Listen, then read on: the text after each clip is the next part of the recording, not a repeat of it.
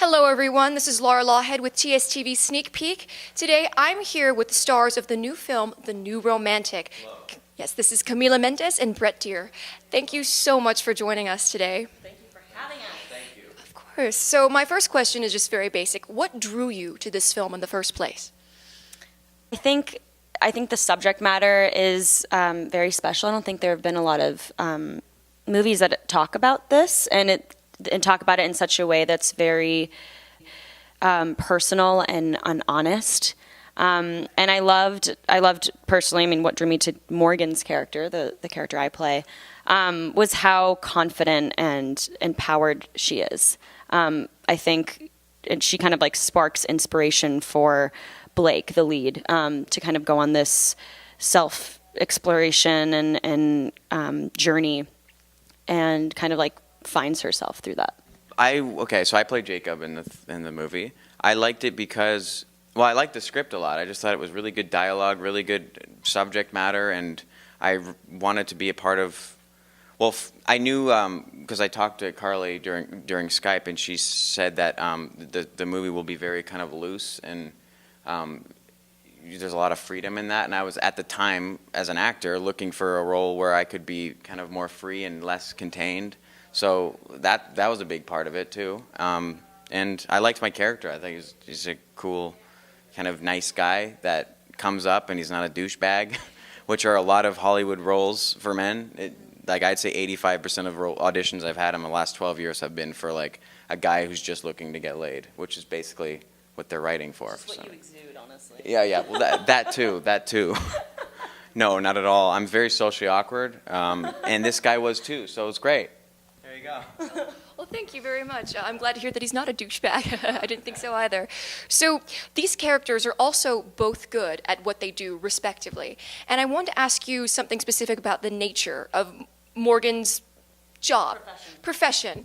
So early on in the film, Blake and Nikki, are discussing, whether or not being a quote-unquote sugar baby, though I think there's a more dignified term of labeling it, is either badass or not. So after playing this role and doing research and doing this film, I'm curious, what is your opinion on the nature of, being in this kind of relationship and doing this kind of almost sex work profession?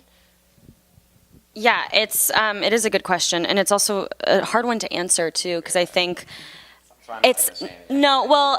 for sugar babies, it's like a case-by-case situation. I've had friends who've had sugar baby experiences that have gone well, and then ones that haven't. So it's like, I think that's what's so brilliant about the film is it's not really telling a story of like, is being a sugar baby bad or not bad, or is this feminist or not feminist.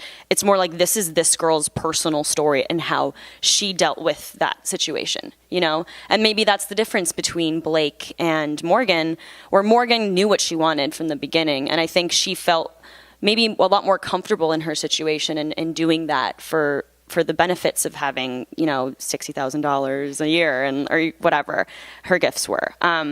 But Blake truly always wanted romance, and she wanted something different, and she also was exploring herself through this whole experience, and she wanted to get into this competition for writing, and that was kind of her journey all along, and the sugar baby was just kind of a vessel for her to explore herself, and in the end she came out of it realizing what she always wanted, which was someone more like him, and a relationship more like that one, where she, from the outside looking in, like she says, you think that all these, when they're on the fields, running towards the doves, or they're sharing coffees in sweater weather, like all of those things look like love on the outside. But the true love is the awkward moments between them, of them showing up in the same costume, or like him being like, want to go get breakfast after she's had this terrible night. And I think that's kind of where she finds herself at the end, is finding these little moments of love that have been in front of you the whole time. And the other stuff, the flashy type of love that she got, I wouldn't even call it love, that she got through being a sugar baby it's not real. It's not genuine. That's a great answer. I think that's the greatest answer. What am I going to say? No, you're a guy. You can't. You're not allowed. Yeah. Oh, that was really eloquently put. So, that being said, I wanted to ask you. So, both of you are coming from, also youth-oriented works like Riverdale and Jane the Virgin, respectively. So, this is also a youth-oriented work, but it's noticeably grittier and very, very realistic. Not a fantastical world. Nothing can happen. No one's getting murdered in this movie, at least we hope not. Spoilers. So, how is the transition from doing something like that, what you've done before, to something like this? I'll touch on. Well, do you want to? Because you didn't talk a lot. Well, sure. I mean, so yeah, the different tones.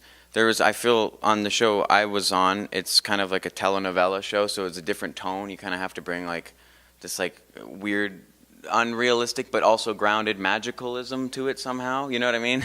So there's that kind of thing, which was not really necessarily in this movie. This movie was more like grounded in kind of just real people. You know what I'm not saying that my show isn't real people, but you know what I'm saying. It's stylized. There's a style to it, and yeah. And this one, I was excited to play kind of like a natural, very just guy who can just be there and be a nice guy and whatnot. So yeah, different styles is basically what I'm saying. Yes.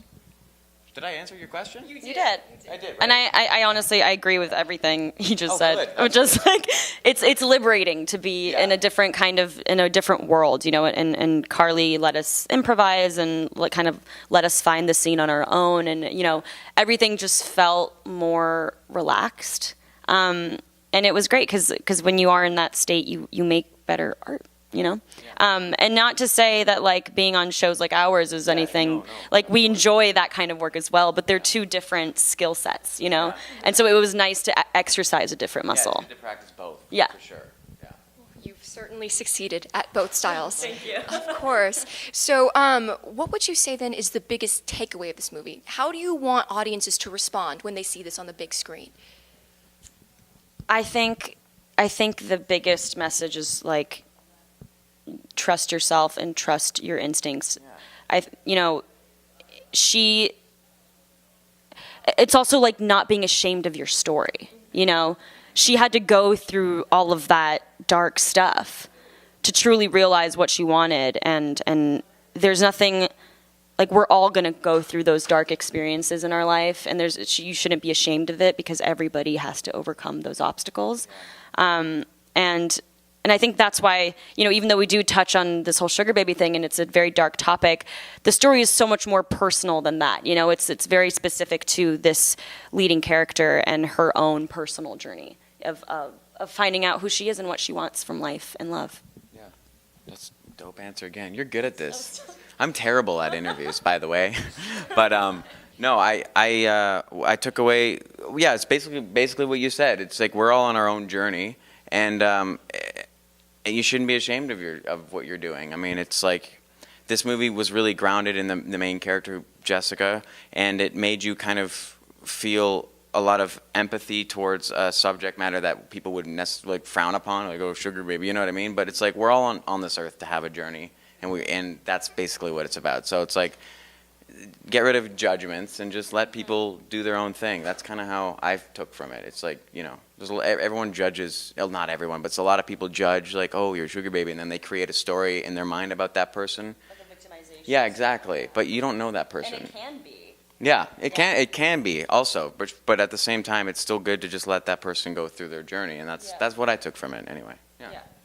That was beautiful, and it certainly does play out across the screen. That's what I thought when I watched the movie.